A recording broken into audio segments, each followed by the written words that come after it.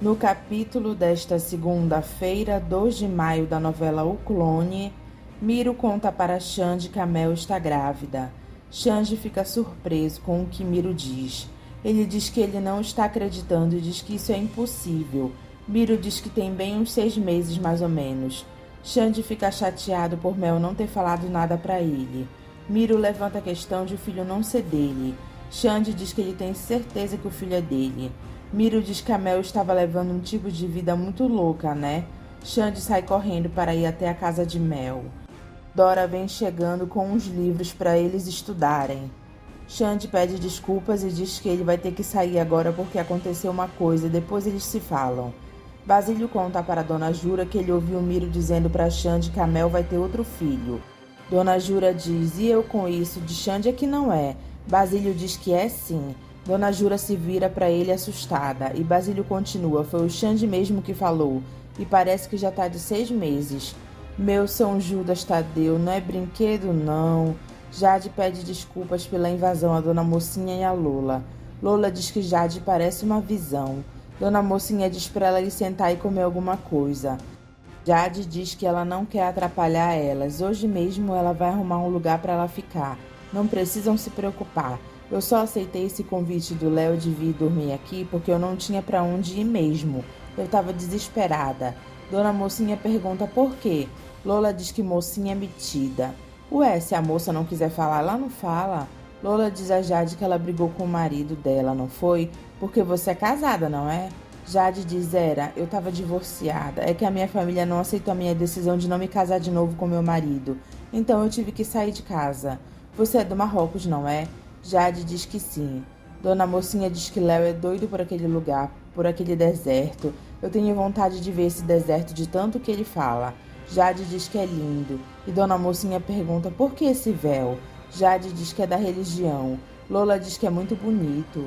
Dona Mocinha pergunta se usa também dentro de casa. Jade diz não, dentro de casa não. Eu só tô de véu porque eu não sabia se vocês iam estar sozinhas.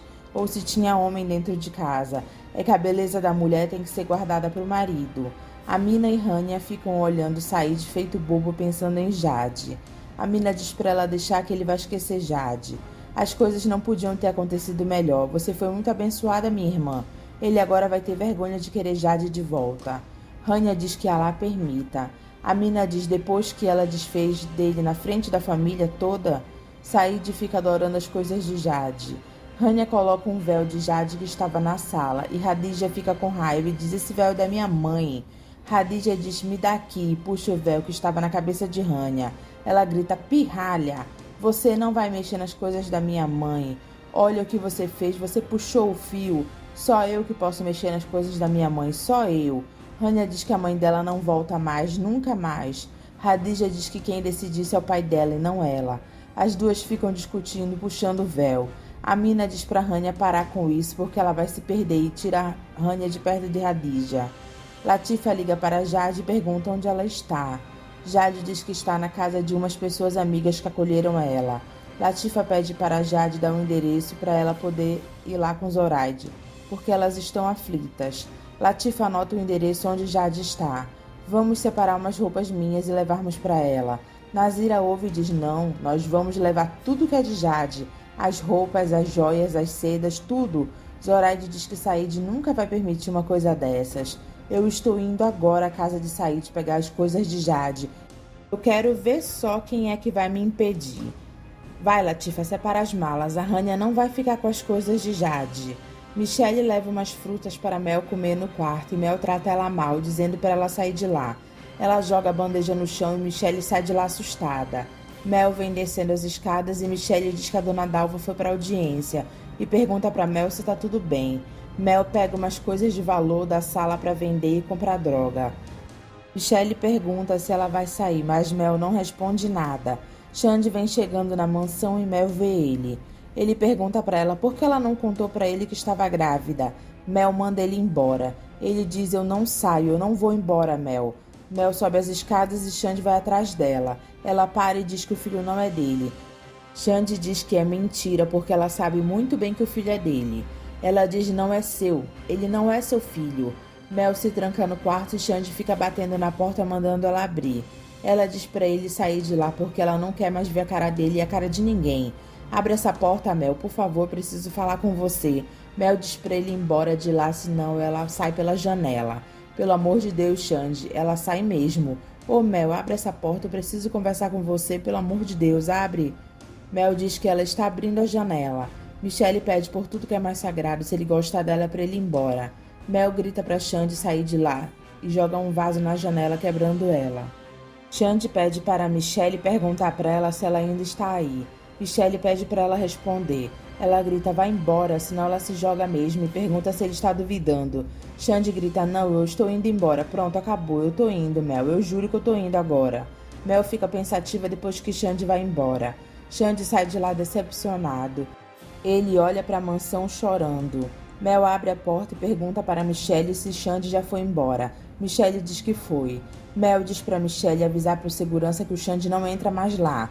Michelle diz, tá bom, eu falo, mas agora fica calma. Deixa ele lá com a namorada dele, ele não tá lá com a namorada dele? Michelle pergunta se esse filho não é dele.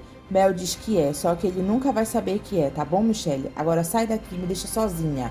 Michelle diz pra ela ficar calma. Mel diz, deixa ele viver a vida dele, não vai dar certo mesmo, não dá pra mim voltar atrás e tentar consertar tudo que eu estraguei. É melhor ele pensar que o filho não é dele mesmo. Deusa diz a Albieri se ele tá vendo onde eles foram parar por causa dele. O senhor fez um grande estrago na minha vida, Dr. Albieri. Eu nunca devia ter ido na sua clínica, nunca. Albieri diz que qual seja o resultado disso aqui na prática não muda nada. O que importa é aquilo que vai constar na certidão do Léo. Ele não é mais uma criancinha que pode ser jogada de uma casa para outra. Ele é o seu filho, nunca vai deixar de ser, nunca. Albieri fica olhando para Amália e Edna pega logo no ar o que está acontecendo. Amália pergunta a Laurinda se ela viu o Dr. Albieri. Laurinda chama a Edna e diz para Amália falar com ela. Edna pergunta para Amália como é que ela vai e diz que é a esposa do Albieri. Amália diz que lembra dela. Eu também me lembro de você, a repórter portuguesa. Pois é, eu precisava muito falar com o Dr. Albieri. Edna diz que o Albieri ainda não está dando entrevistas. Eu já disse a você que quando ele pudesse, ele ligava marcando. Amália deixa entender que ela anda se encontrando com o Albieri.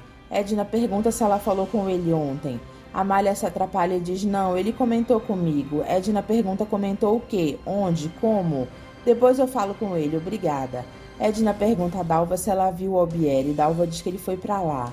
Leônidas diz na cadeira do júri que a primeira vez que ele viu o Léo na frente dele, ele ficou assombrado, porque ele está exatamente na idade quando o filho dele, Diogo, morreu. É como se o tempo tivesse voltado e eu me visse de novo na frente do Diogo. Eu desmaiei, o choque foi tão grande que eu não consegui me aguentar de pé. Quando eu consegui me levantar, eu abracei ele e o chamei de filho, porque era o meu filho. O juiz pergunta se ele não tinha conhecimento da existência desse rapaz. Leônidas diz, nem passava pela minha cabeça. O Dr. Albieri nunca lhe passou de fato que ele havia realizado uma clonagem? Leônidas diz, nunca. Ele sabe que o Albieri procurou ele algumas vezes e tentou introduzir o assunto. Hoje ele enxerga o que ele queria dizer, mas na época a conversa me parecia meio sem sentido, absurdo. Edna pergunta ao Albieri se ele tem falado com a jornalista portuguesa. Ele diz a Amália, não, ela falou alguma coisa para você? Ela diz que ela fez uma pergunta e para ele não procurar saber o que ela sabe, para poder responder. Se ela sabe dessa audiência hoje é porque você falou para ela e deve ter falado muito para poder chegar a esse nível de confiança. Albieri mente diz que ele se encontrou com ela na livraria por acaso e disse para ela que ele não poderia conceder uma entrevista porque ele vinha para audiência. Ela diz ao Albieri, não é o lugar e nem a hora, por favor. Edna vê a Amália no telefone dizendo, tá, Albieri, nos encontramos à noite no lugar de costume, tá? Um beijo. Amália se vira e dá de cara com Edna olhando para ela com raiva. Amália sai de perto de Edna. Nazira chega na casa de Saíde com a Amália e diz que ela veio buscar as coisas de Jade. Saíde diz, como? Eu quero a seda, eu quero o ouro, eu quero tudo que é dela. Eu vou devolver tudo sem faltar um brinco. Saíde pergunta quem está pedindo isso. Ela? Eu estou pedindo, Saíde. Eu, a sua irmã. Rania olha para a cara de Nazira com ódio. Eu não quero ver o meu irmão sendo apontado pela Medina como um homem que pede de volta o ouro que ele deu para uma mulher. Ele diz Nazira, e Nazira diz que nem para uma odalisca se pede o ouro de volta, nem a seda, nem para uma odalisca. Rania se mete e diz que Saíde não pediu nada de volta, Jade devolveu porque quis. Ele que não aceitasse. Jade nunca mereceu uma grama do ouro que Said deu para ela, mas ele não me escutou quando ele quis casar com ela, assim como ele também não me escutou quando ele quis casar com você também. Eu não sou uma odalisca. Nós fomos criadas dentro dos costumes. Se você não fosse uma odalisca, Rania, ele não tinha se casado com você. Said diz que por ele ela pode pegar tudo que é de Jade e levar, tá? Lidiane pergunta a Creusa sobre que história é essa da amiga dela ter um filho com Tavinho. Creusa diz que ela não sabe de nada. Foi você que trouxe ela aqui na minha casa. Creusa diz que ela é apenas uma conhecida, ela nunca foi amiga dela. Lidiane pergunta de onde ela conhece o Tavinho. Que eu saiba, as duas não conhecem o seu Tavinho, não. Ah, não conhece, e estão acusando ele de ser o pai do filho dela. Com certeza viram um Tavinho em alguma revista e querem se dar bem às custas dele. Você sabia que isso dá um processo e se eu quiser eu coloco as duas na cadeia e eu vou botar. E você pode dizer para elas que eu vou botar. Sim, senhora dona Lidiane. Me dá o telefone dela aqui agora. Graça diz para ela não se trocar com essa gente. Eu acabo com essa brincadeira num instante, Graça. Lidiane diz que ela não vai ligar e sim para elas irem lá agora. Ela puxa a Creusa para levar ela na casa de Carla. Creusa chega pálida na casa de Odete e diz ela tá aí. Odete pergunta quem? Parece até que você viu um fantasma. Creusa diz a dona Lidiane. Carla diz a mulher do Tavinho. E ela tá querendo falar com você, Carla. Tá vendo, mãe? E agora, o que eu falo? Você pode deixar, minha filha, que você não vai falar nada. Quem vai falar com ela sou eu. Odete chega perto do carro de Lidiane e diz pra ela que eu sou Odete, a mãe da Carla. A senhora já me conhece, né, dona Lidiane? Eu lembro muito bem. Odete diz que a Creusa falou que o seu marido não está querendo assumir a responsabilidade dele. O meu marido nem conhece a sua filha, minha senhora. Ah, não conhece? Ele falou para a senhora que ele não conhece, mas esses homens são muito cínicos mesmo. Olha aqui, eu tenho a plena confiança no meu marido. Se a senhora insistir em ficar perseguindo ele, eu vou meter um processo em cima da senhora. Ah, é? Então antes disso, dá uma olhada aqui para a senhora ver se ele conhece ou não conhece. Lidiane olha a primeira foto com Tavinho na praia rodeado de mulheres e a segunda foto também. Ela fica pasma. Lidiane diz, mas... Então, ele conhece ou não conhece a Carla? Odete grita para Carla descer. Ela diz, ai mãe, eu vou ficar aqui mesmo. Deixa o Tavinho Júnior com a Creusa e desce aqui para contar para dona Lidiane como foi que você conheceu o Tavinho. Lidiane diz, Tavinho Júnior? É para a senhora ver que aqui ninguém tem medo de estar mentindo. A minha filha não sabia que ele era casado. Quando ela soube, já era tarde demais. Quando a senhora foi na minha casa, não é? Pois é, para a senhora ver, não é? Eu sou mãe e eu fui lá porque eu queria ver com os meus próprios olhos. Sabe como é, né? Uma menina ingênua, apaixonada, acreditava em tudo que lhe dizia. Carla aparece e Odete diz para ela contar como foi que ela conheceu o sem vergonha do marido dela. Carla diz que ela conheceu ele na praia. Lidiane diz, na praia não, ele só vai comigo. Ele vai todo dia de manhã e depois de tardinha ele volta. Lidiane diz o meu Tavinho e olha as fotos dele com Carla e outras mulheres na praia. Leônidas diz ao juiz que ele não se lembra de ter conhecido a deusa antes de tudo isso acontecer. Eu quero dizer que por mais que eu tenha pena do que essa moça, a dona deusa, está atravessando, e eu tenho, o rapaz é o meu filho e não se pode abrir mão de um filho. Edna chega na clínica angustiada e diz para Júlio e Anita que o Albieri traiu ela. Ele está me traindo com aquela jornalista. Como é que você soube? Vocês dois já sabiam, não é? Não neguem. Júlio diz que ela está se precipitando. Ninguém está falando nada. Nem eu e nem a Anita. Eu tô vendo pela reação de vocês, eu tô vendo. Agora tudo está fazendo sentido. Quando eu falava no assunto, vocês desconversavam. Ninguém me contou, eu vi. Meu Deus do céu, esse homem deve tudo a mim. Ele vai ver o que é não me ter do lado dele, ele vai ver. Cecel vê Nando e Regininha na rua. Ele diz, fala aí, Cecel, eu tava precisando de uma grana aí pra comprar um sanduíche, sabe? Cecel fica olhando pra cara dele. E Nando pergunta se ele não tem umzinho aí pra emprestar pra ele, não? Regininha diz, eu também tô morrendo de fome. Cecel puxa R$ 50 da carteira e Nando puxa o dinheiro da mão dele. Cecel fica olhando pra Nando assustado. Ele diz, ô Nando, olha pra você, como você tá, não dá pra você viver desse jeito, não. Você tá parecendo um mendigo. Nando fica com raiva do que ele falou e puxa a Regininha pra ir embora com ele. Maísa procura ajuda com um indicado de Lobato e diz pra ele que a Mel começou a namorar o motorista e frequentar um meio que não era o deles. Conviver com pessoas que não tinham. Ele diz, eu pergunto dentro da própria casa, o que estava se passando com a família de vocês nesse momento? As coisas não estavam muito fáceis pra gente, não. Eu estava me separando do Lucas. Mas aí também já entra uma outra história que não tem nada a ver com a Mel. Ele diz: conta, pode ser que tenha tudo a ver, conta. Ela diz: tá bom, eu vou ter que pegar mais lá de trás, então quando eu conheci o Lucas, quer dizer, o irmão gêmeo dele. Maísa fica contando a história. Deusa dá o depoimento dela e diz que ela sempre foi manicure e a dona Edna era cliente dela. Aí ela falou, sabendo da minha história, o sonho que eu tinha de ser mãe. Nessa época eu já namorava o Edivaldo. Eu tinha escolhido ele para ser pai do meu filho. Só que o filho nunca vinha e eu achava que o problema era meu. Então eu fazia uma porção de exames e tratamentos. O juiz pergunta se ela tratava na clínica do Dr. Albieri. Deusa diz que ela foi em vários médicos. Foi aí que a dona Edna me ofereceu de ir para lá.